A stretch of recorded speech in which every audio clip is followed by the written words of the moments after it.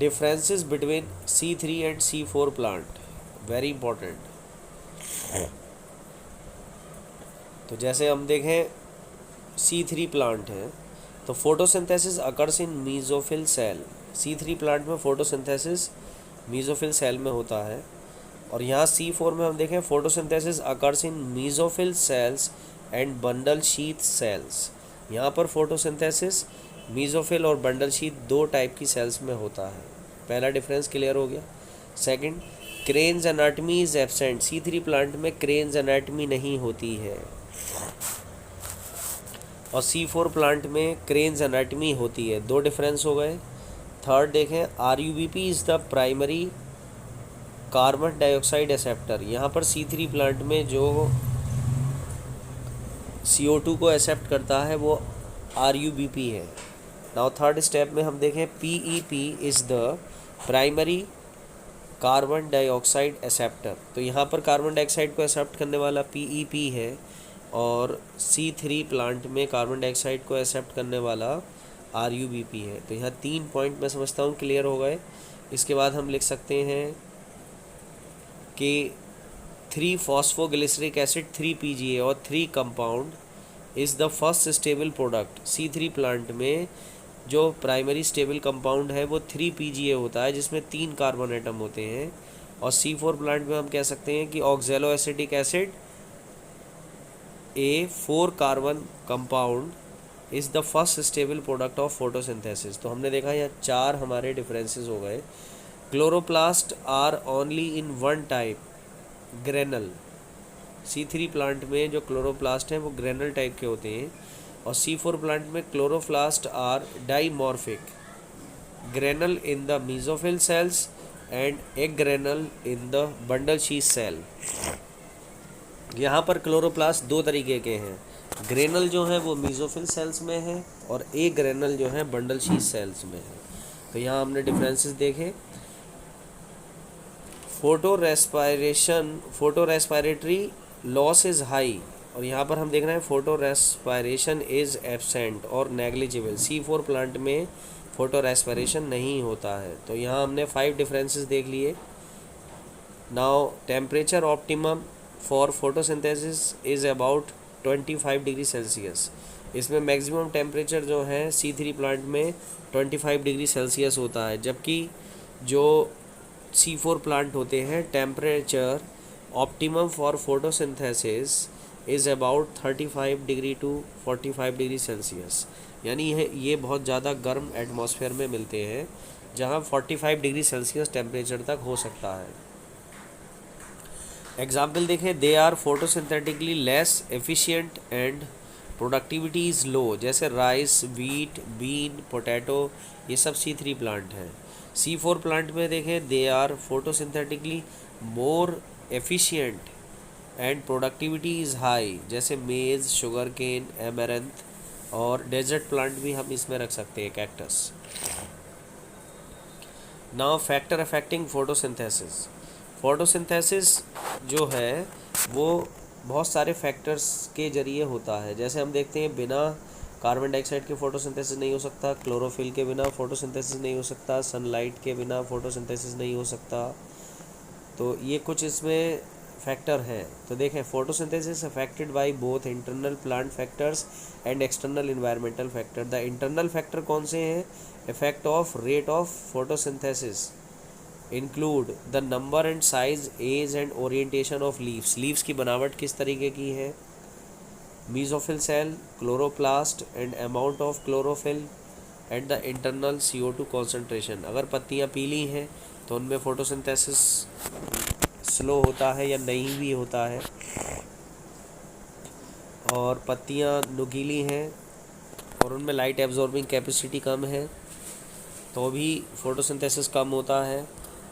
ये इसके कुछ इंटरनल फैक्टर हैं। Blackman the law of limiting factor. Blackman नाम के साइंटिस्ट ने लॉ ऑफ लिमिटिंग फैक्टर दिया था। उसमें हम देखें, when physiological process is controlled by A number of factor the rate of the reaction depends on the slowest factor. इसका मतलब अगर कोई भी ऐसा फिजियोलॉजिकल एक्शन है जो 2 या 2 से ज़्यादा फैक्टर से कंट्रोल होता है तो उस फिजियोलॉजिकल एक्शन की स्पीड का रेट वो फैक्टर डिसाइड करता है जो मिनिमम अमाउंट में होता है। जैसे कि फोटोसिंथेसिस में हम देख रहे हैं कि इसमें कार्बन डाइऑक्साइड भी होती है, सनलाइट भी होती है, क्लोरोफिल भी होता है, वाटर भी होता है, टेम्परेचर भी होता है, ये सब फैक्टर हैं। तो इसमें जो फैक्टर सबसे कम मिनिमम कंटेंट में होगा वही फोटोसिंथेसिस की स्पीड यानी रेट ऑफ फोटोसिंथेसिस डिसाइड करेगा। This means that A given time only the factor which is the least limiting among all the factors will determine the rate of reaction. तो अभी हम देखते हैं, इसे ब्लैकमैन लॉ कहते हैं, एग्ज़ाम में बहुत आता है। इसके बाद आता है light quality and light intensity influence the photosynthesis. अगर लाइट शार्प है तो फोटोसिंथेसिस की रेट ऑलरेडी हाई हो जाएगी। Light of the wavelength about between 400 nanometre and 700 nanometre is effective for photosynthesis and the light is known as photosynthetically active radiation, that is known as PAR.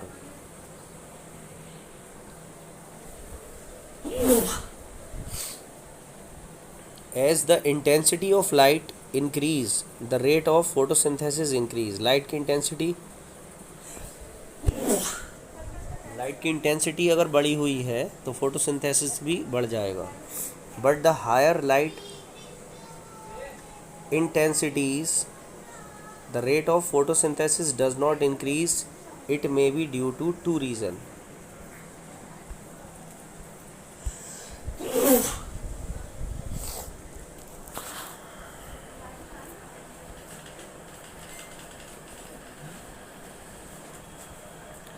Light intensity and photosynthesis, other factor needed for photosynthesis may be limiting destruction, photooxidation of chlorophyll. Now second, temperature.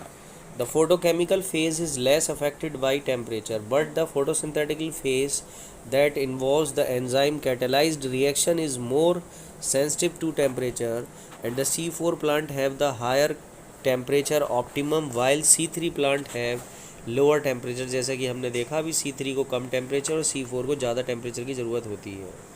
Carbon dioxide concentration in C3 plant, the rate of photosynthesis increases with increase of CO2 concentration. जैसे जैसे C3 plant में जैसे जैसे CO2 की concentration बढ़ती जाएगी, rate of photosynthesis बढ़ती जाएगी। And saturation occurs beyond 450 mu पर litre -1।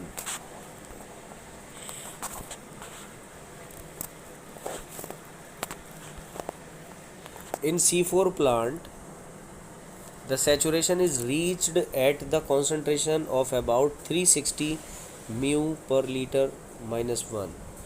Available soil water. Water influence the photosynthesis in two ways. देखें वो कौन से? If available water decreases and plants show water stress, the stroma close, hence there will be decreased supply of carbon dioxide for photosynthesis. Second, the leaves become wilted and the surface area for activities decreases. तो ये जो हैं होते हैं कुछ factor जो कि हमने फोटोसिंथेसिस के लिए फैक्टर देखे, जो कि law of limiting factor Blackman ने दिया था लॉ, जिसके अकॉर्डिंग हमने ये सब देखा। I think all of you have completed your notes according to my given video, and all these are very easy to understand and write and prepare your notes properly.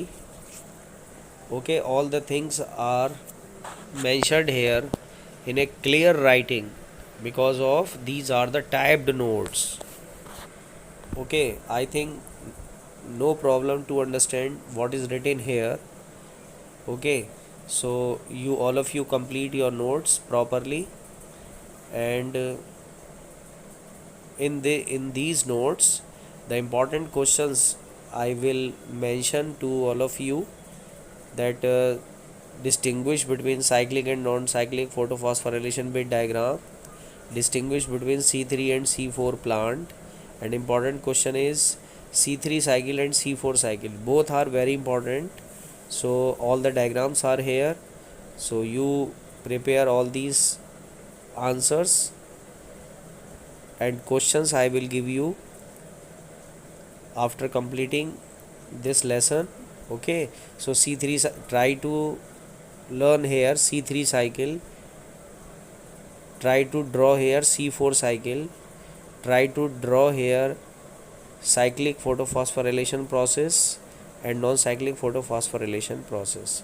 Okay, thank you so much for seeing my video and complete your note. Good luck for your future. Okay, thank you so much.